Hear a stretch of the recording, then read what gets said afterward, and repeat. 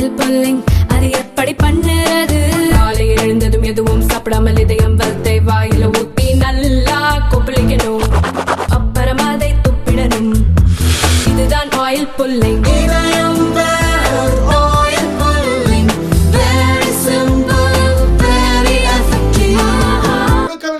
அது என்ன ஆயிற்று என்று கேட்டாயா என்று கேட்டார்கள். அம்மா அவர்கள் அண்ணாவின் பிறந்த நாளிலே நீங்கள் தொடங்கி வைத்திருக்கிறீர்கள், பேரறிஞர் அண்ணாவினுடைய பிறந்த நாளிலே. பள்ளியிலே படிக்கிற, கல்லூரியிலே படிக்கிற, பாலிடெக்னிக்கிலே படிக்கிற அந்த மாணவ செல்வங்களுக்கு மடிக்கணினி தருவேன் என்று நான் தேர்தல் வாக்குறுதி கொடுத்திருக்கிறேன். அதை உடனடியாக நிறைவேற்ற வேண்டும். அண்ணா பல்கலைக்கழகம் ஒரு காலத்தில் அண்ணா பல்கலைக்கழகத்தில் படிச்சேன்னு சொன்னா நமக்கு மிகப்பெரிய கௌரவம். இப்ப எந்த பெண் குழந்தையாவது அண்ணா பல்கலைக்கழகத்தில் படிச்சோன்னு சொன்னா அந்த பிள்ளைகளுடைய கற்புக்கே சந்தேகம் வரக்கூடிய ஒரு பரிதாப நிலையை, ஒரு அவல நிலையை உருவாக்கிய அரசு திமுக அரசு. புரட்சி தமிழர் எடப்பாடியார் கேட்கிறார், அந்த பெண் குழந்தை தைரியத்தோடு பாதிக்கப்பட்ட அந்த மாணவி அங்கே சென்று காவல்துறையில பேராசிரியரோடு அவர் புகார் மனு அளிக்கிறார். வெக்கம் இல்லாம அந்த எஃப்ஐஆர் வெளியிடுறீங்களே, இதுக்கு என்ன அர்த்தம்?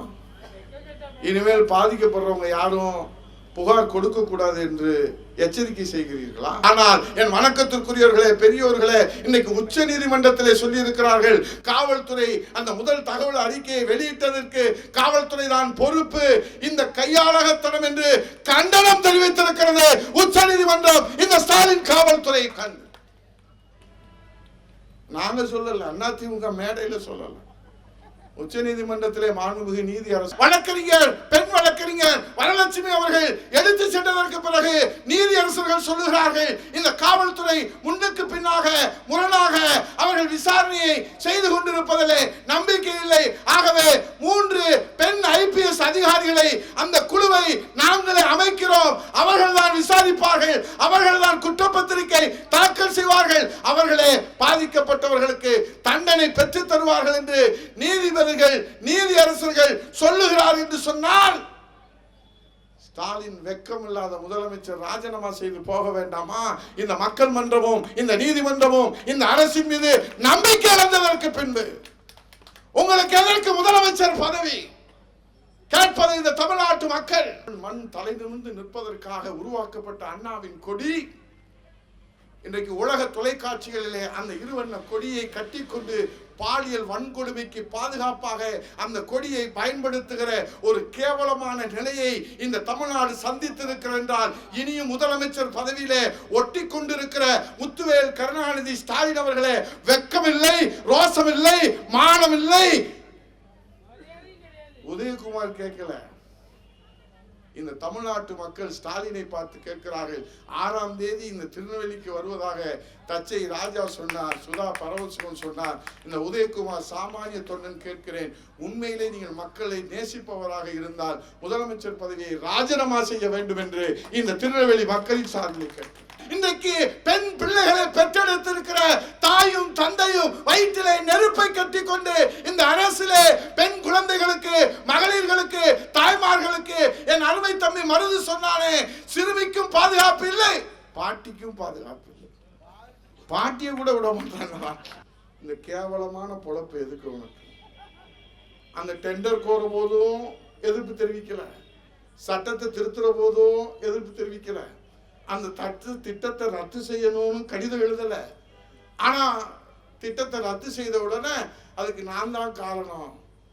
இதுதான் கிராமத்துல சொல்லுவாங்க, கல்யாண வீடா இருந்தா மாப்பிள்ளையா இருக்கணும், இளவு வீடா இருந்தா பணமா இருக்கணும். இப்ப பணமா தான் ஸ்டாலின் இருக்கக்கூடிய ஒரு நிலைமை இந்த தமிழ்நாட்டில் ஏற்பட்டிருக்கு.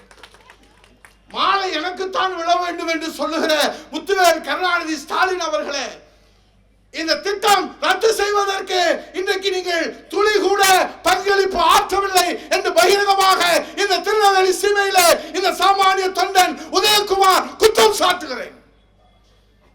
உங்களுக்கு துணிவு இருந்தால், திராணி இருந்தால், தகுதி இருந்தால் இந்த திட்டம் ரத்தில நீங்கள் பங்களிப்பு ஆற்றிருந்தால், உங்கள் அரசு திமுக அரசு இந்த பங்களிப்பை ஆற்றிருந்தால் ஆதாரத்தோடு நீங்கள் வெளியிடுங்கள். அதுக்கப்புறம் எந்த கூட்டத்தில் நாங்க பேசல. தமிழகத்திலே மிகப்பெரிய பேராபத்து சூழ்ந்திருக்கிறது. நாம் போராடி பெற்ற சுதந்திரம் பறிபோய் இருக்கிறது. நம் முன்னோர்கள் நம்முடைய உயிரை தியாகம் செய்து ரத்தத்தை சிந்தி நம்மை காப்பாற்றி கொடுத்தார்களே, பெற்றுக் கொடுத்தார்களே, அந்த ஜனநாயகம் இன்னைக்கு கேலி கூத்தாயிருக்கிறது. பகிரங்கமாக என் பேரன் தான் வருவான், என் பிள்ளை தான் வருவான், நான் தான் வருவேன், என் தாத்தா தான் வருவான், என் கொள்ளு பேரன் தான் வருவான் என்று ஒருத்தன் அறிவிக்கிறான் என்று சொன்னால், இந்த தமிழ்நாட்டு மக்கள் முட்டாள்கள் அல்ல, மடையர்கள் அல்ல. இந்த சுதந்திரம் போராடி பெற்ற சுதந்திரம்.